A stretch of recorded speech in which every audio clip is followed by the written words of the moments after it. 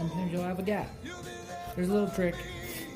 After you get it glued up and it's folded and the glue's in there, take something soft and round like the end of a pencil like this here and burnish the edge lightly, so you're kind of breaking the point of the edge,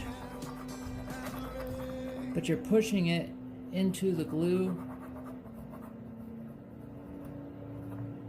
so it'll seal up that crack. A little bit anyway, and the glue will hold it, so then it's a little less time puttying because no one's perfect.